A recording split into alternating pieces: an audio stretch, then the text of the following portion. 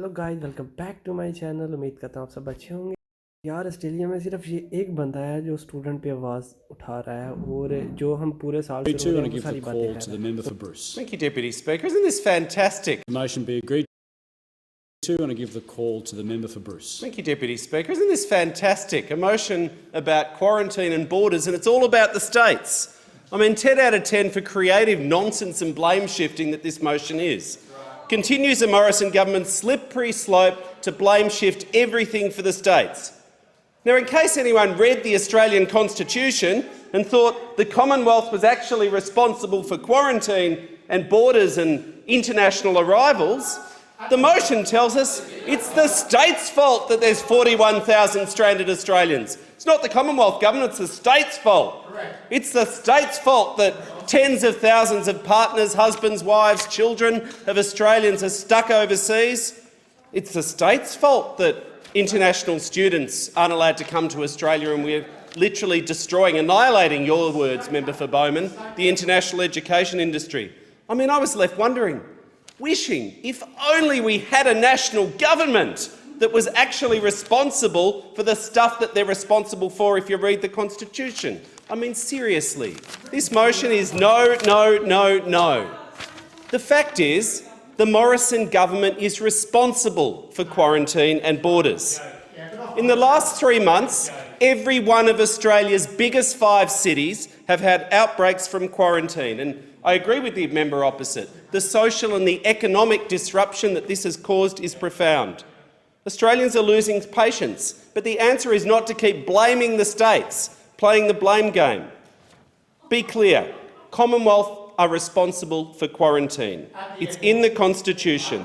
The Commonwealth has always had responsibility for quarantine and international borders. If you're an animal or a horse, if you're a dog or a cat or a horse, you go from the airport into the Commonwealth quarantine facility. But if you're a person, apparently it's the state's problem. When it really matters, though, the Prime Minister runs away.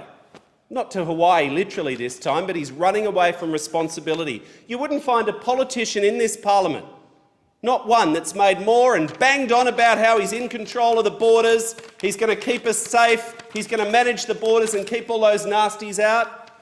He turned away the boats, but he's turned his back on 41,000 Australians who are desperate to come home. They were going to be home by Christmas, weren't they?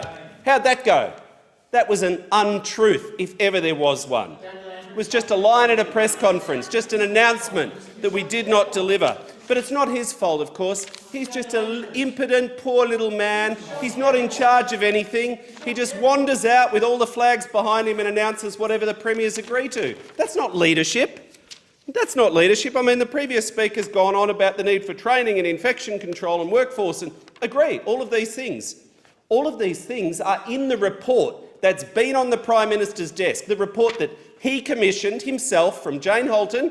It's been on his desk since October. It's called the National Hotel Quarantine Review that he asked for, and it says national standards are needed, a workforce plan for quarantine, PPE, consistent standards, training, infection control training.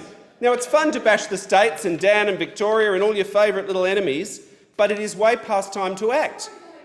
The report has not been responded to. It's sitting on the Prime Minister's desk saying, do all this stuff.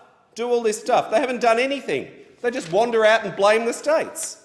The health of Australians and the economy depend on it. And I agree with the previous speaker. We're going to still need hotel quarantine in the coming months, maybe for a couple of years, we don't know, because no one's safe from this virus till everyone in the world is safe. That's the truth of it. That's the truth of it. That's what we get told by the international development experts, by the health experts, that the whole world needs to be vaccinated so we don't have reservoirs of this virus mutating into more infectious strains, so we're going to need these facilities. But it's way past time that we look at dedicated national facilities outside capital cities, national standards for PPE. But the final thing I just want to acknowledge and call out, I mean, it's the height of hypocrisy for any government member to profess care and concern for international students when they're led by a man who told students to literally go home, made people feel so unwelcome in this country, has done nothing for the international education sector, our 4th biggest export sector. Tourism got $240 million of support in the budget. What did international education get?